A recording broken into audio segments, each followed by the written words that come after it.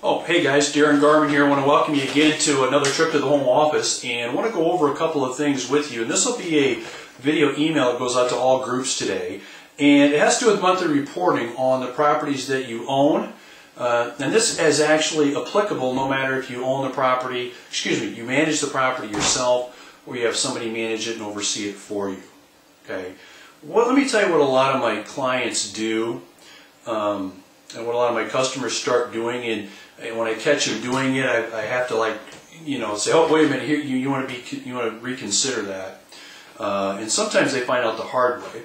As you can see, I'm going over monthly reports. It's that time of the month, going over all the monthly reports, and I want to give you a couple of strategies regarding monthly reports and what you need to be doing in terms of making sure that your properties are operating at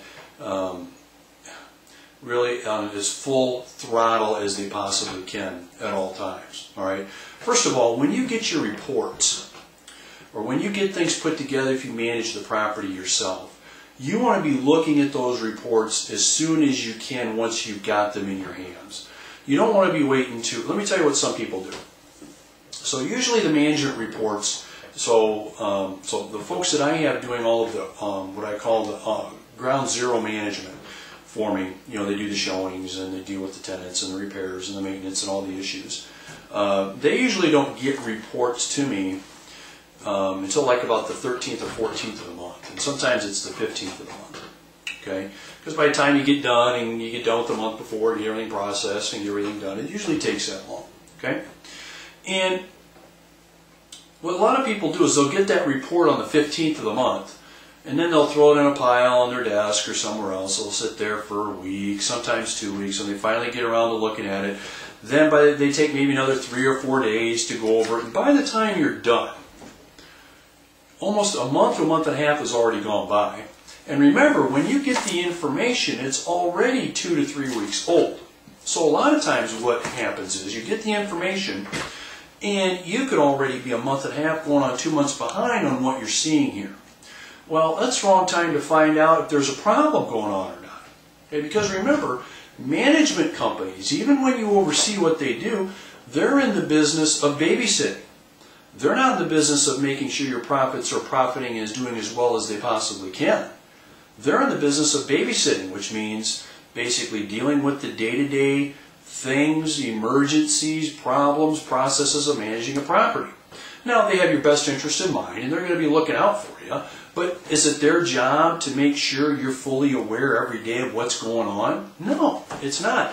Their job is going to be to make sure the property is running as smoothly as possible, which means they deal with those day-to-day emergencies. The problem is that keeps you out of the loop.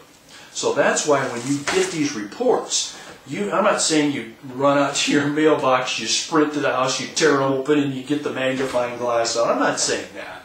But I am saying is once you get them, make it a point to look at them as soon as you possibly can. And go over line by line and ask yourself, does that make sense? Does that rent income for this month make sense on that property? Advertising, we spent $300 last month on advertising. I don't know, should that really? Why? So start asking yourself why these expenses and income figures, not necessarily why they are what they are, but are they in line with where you think they should be? Okay? And if you have any problems with any or any questions, like I've got one already. I see one on here, the electric bill last month was $2,479. That's usually about double what I'm used to seeing on this property.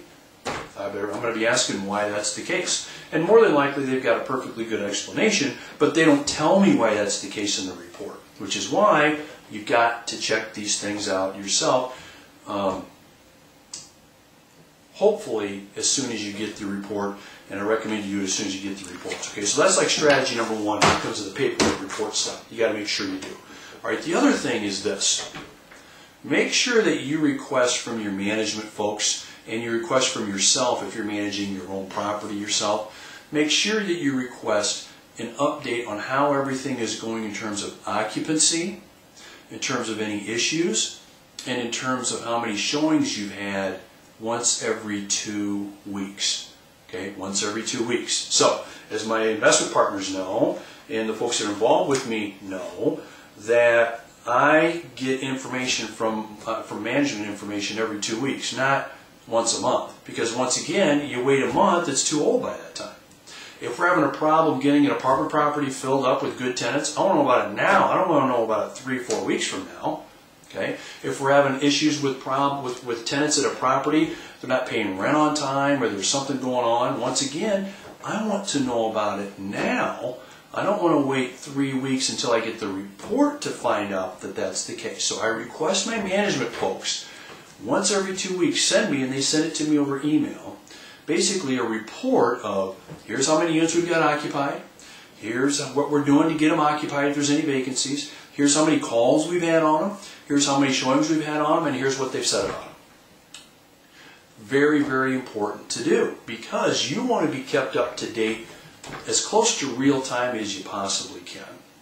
Okay? And I found that by doing that, not only are you able to catch any problems or deal with any issues that come up to make sure your properties maintain their value, increase their cash flow, but also when the management folks know that you do this, they're more apt to be very, very good at working on and keeping your property running the best that they possibly can. Okay, so I hope those 2 tips will help you. I hope that they've been some use to you.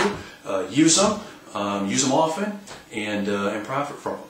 All right, have a great day. Appreciate you joining me, and we'll look forward to speaking with you on our next video email. See you later. Bye.